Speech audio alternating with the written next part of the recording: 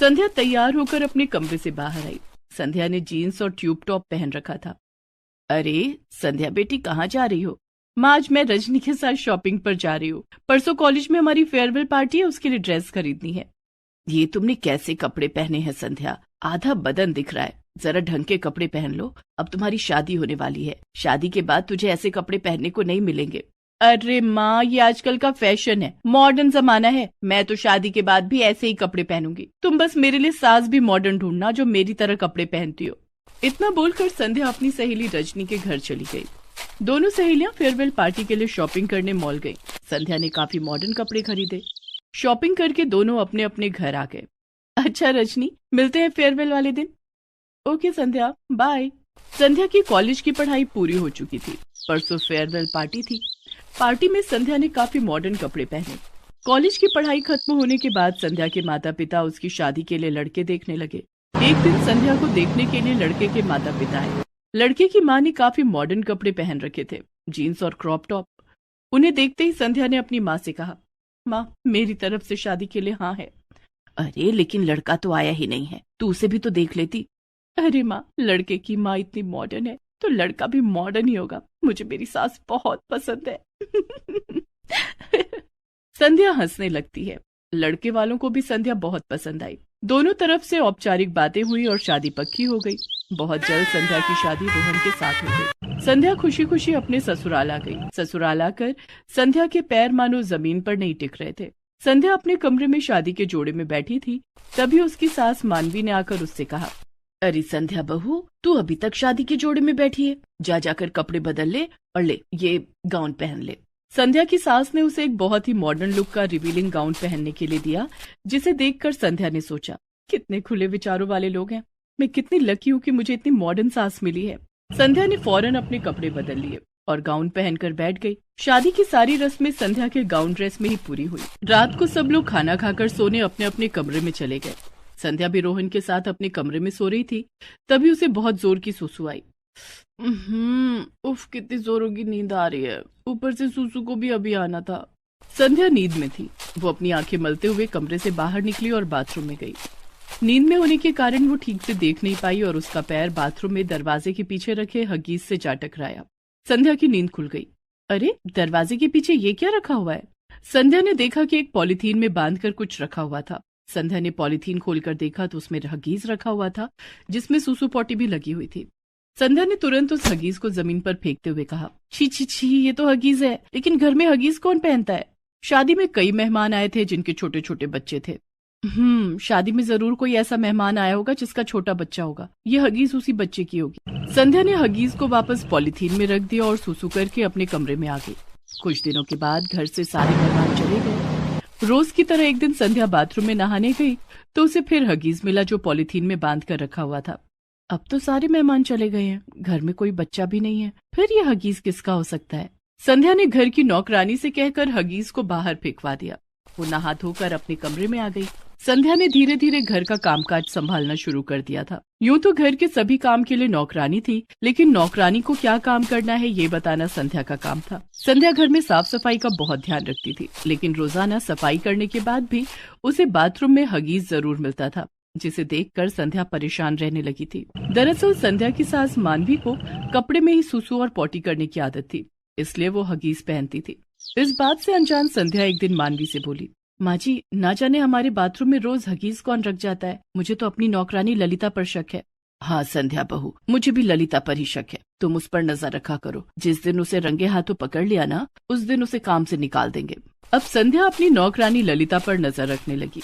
ललिता सारा दिन घर की साफ सफाई में लगी रहती और वो खुद भी बहुत साफ सफाई से रहती थी। एक दिन की बात है, मानवी घर का सामान लाने बाजार गई थी। ओह, मेरा पर्स तो अलमारी में ही छूट गया। अब मैं शॉपिंग कैसे करूंगी? मानवी ने संध्या को फोन किया। हेलो संध्या बहू, मेरा पर्स मेरी अलमारी में छूट गया है। तू मेरी अलमारी से पर्स लेकर बाजार आ जा।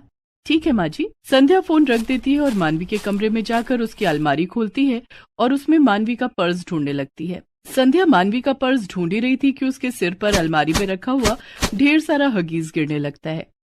अरे ये सब क्या है? ये तो हगीज है, लेकिन माँ जी की अलमारी में हगीज कैसे, वो भी इतने सारे? ऐसा तो नहीं कि बाथरूम में मिलने वाले हगीज माँ जी के ही हो। तो क्या माँ जी हगीज पहनती है? मुझे पता करना होगा कि इस बात में कितनी सच्चाई है। संध्या को हगीज के ढेर के बीच में मानवी का पर्स मिल जाता है। वो हगीज को वापस अलमारी में रख देती है और पर्स लेकर बाजार आ जाती है। आ गई संध्या बहू, तुझे मैंने परेशान कर दिया ना? नहीं माँ जी, मुझे कोई परेशानी नहीं हुई, बल्कि आपके साथ मैं भी बाजार घूम लूंगी। घर में बैठे बैठे बोर हो रही थी। संध्या अपनी सास के साथ बाजार में शॉपिंग कर रही थी और सोच रही थी, कैसे पता करूं कि माँ जी सचमुच में हगीज पहनती हैं? मुझे क्या करना होगा? संध्या थोड़ी देर तक सोचती है। ये ठीक रहेगा, मैं सारे हगीज छिपा दूंगी, फिर पता चल जाएगा कि हगीज सचमुच में माँ जी पहनती हैं या कोई और। क्या सोच रही हो संध्या बहू? अब कुछ नहीं माँ जी, मुझे कुछ काम याद आ गया, मैं घर जा रही हूँ, आप शॉपिंग करके आ जाना। ठीक है बहू। संध्या जल्दी जल्दी चलकर घर आती है और मानवी के कमरे में जाती है। वो अलमारी में रखे सारे हगीज को वहां से हटाकर अपने कमरे में छिपा देती है। थोड़ी देर के बाद मानवी बाजार से घर आ गई। वो अपने कमरे में गई। पीछे पीछे संध्या चाय लेकर मानवी के कमरे में जाती है। उसने देखा कि मानवी बहुत घबराई हुई थी और अलमारी में कुछ ढूंढ रही थी। क्या हुआ माँ जी, आप क्या ढूंढ रही हैं? संध्या बहू, मैंने अलमारी में अपनी सोने की चेन रखी थी, वो नहीं मिल रही है। मानवी अलमारी में चेन का बहाना बनाकर हगीज ढूंढने लगी और तभी घबराहट में उसकी सूसू निकल गई। संध्या ने देखा कि उसकी सास मानवी के चेहरे के हाव भाव कुछ बदल गए थे। क्या हुआ माँ जी, आप ठीक तो है ना? अब संध्या बहू, मैं ठीक हूँ। मैं दवाई लेने मेडिकल स्टोर जा रही हूँ, मेरे सिर में बहुत दर्द है। माँ जी, दवाई मैं ला देती हूँ, आप आराम कर लीजिए, मैं आपके सिर में दवा भी मालिश कर दूंगी। नहीं संध्या बहू, दवाई मैं ले आऊंगी। मानवी तेजी से घर के बाहर निकल गई। संध्या पीछे से आवाज लगाती रही, लेकिन मानवी ने मुड़कर भी नहीं देखा। माँ जी, रुकिए माँ जी। मानवी के पैर सीधा मेडिकल स्टोर पर जाकर रुके। वहाँ मानवी ने एक पैकेट हगीज खरीदा और घर आ गई। संध्या दरवाजे पर ही खड़ी थी। माँ जी, आपके हाथ में क्या है? सर दर्द की दवाई। इतने बड़े पैकेट में सर दर्द की दवाई, ये कैसी दवाई है, जरा मुझे भी दिखाइए। संध्या बहू, ये मेरे सर दर्द की स्पेशल दवाई है। डॉक्टर ने बताया था कि इसे खाने से मेरे सर का दर्द गायब हो जाता है। मानवी जल्दी से एक हगीज लेकर बाथरूम में जाती है और अपनी पुरानी हगीज चेंज करके बाहर आती है। अब जाकर राहत मिली। माँ जी लाइए, मैं आपके सिर में दवा मालिश कर दूं। नहीं संध्या बहू, मेरे सर का दर्द ठीक हो गया है। संध्या मन ही मन सोचती है, वो तो मैं समझ रही हूँ कि आपके सर का दर्द कैसे ठीक हुआ। आपको तो रंगे हाथों पकड़ूंगी। दूसरे दिन संध्या सुबह सोकर नहीं उठी। रोहन ने उसे जगाने की खूब कोशिश की। संध्या उठो, दिन के 10 बज गए हैं। रोहन, आज मेरे सर में बहुत दर्द है, तुम माँ जी से सर दर्द की दवाई मांग कर ले आओ, उनके पास सर दर्द की बहुत अच्छी दवाई है। रोहन मानवी के पास जाता है और सर दर्द की दवाई मांगता है। रोहन बेटे, दवाई तो खत्म हो गई है। तभी सर पर पट्टी बांधे हुए संध्या वहाँ जाती है। अरे माँ जी, कल ही तो आप बड़े से पैकेट में ढेर सारी सर दर्द की दवाई लेकर आई थी, इतनी जल्दी कैसे खत्म हो गया? और संध्या मानवी की अलमारी से हगीज का पैकेट निकालती है। यही है ना वो सर दर्द की दवाई? संध्या, ये तो हगीज है। लेकिन माँ जी तो कल कह रही थी कि ये उनके सर दर्द की दवाई है। माँ, ये सब क्या है? अब रोहन बेटे, ये हगीज मेरे हैं। क्या आप हगीज पहनती हैं? हाँ बेटे, तुम दोनों मुझे माफ कर दो। अब हमेशा से मैं हर बात पर बहुत जल्दी घबरा जाती हूँ और इस कारण मेरी सुसु पॉटी निकल जाती थी, इसलिए मैं हगीज पहनती हूँ। इसलिए मैं जीन्स पहनती हूँ ताकि हगीज अच्छे से फिट रहे। मैंने सोचा था कि मेरी सास मेरी तरह मॉडर्न है इसलिए जीन्स पहनती हैं। मुझे क्या पता था कि आप हगीज फिट रखने के लिए जीन्स पहनती हैं। आपने हगीज के लिए ललिता को दोषी बताया, उसे नौकरी से निकालने की बात कह रही थी। मुझे माफ कर दे बहू। कोई बात नहीं माँ जी, आपने हमें पहले क्यों नहीं बताया? हम आज ही आपको डॉक्टर के पास ले जाएंगे। उस दिन रोहन और संध्या मानवी को डॉक्टर के पास ले जाते हैं और मानवी का इलाज करवाते हैं। डॉक्टर की दवाई से मानवी की सुसु पॉटी निकल जाने वाली बीमारी ठीक हो जाती है और मानवी हगीज पहनना छोड़ देती है। Please subscribe this channel.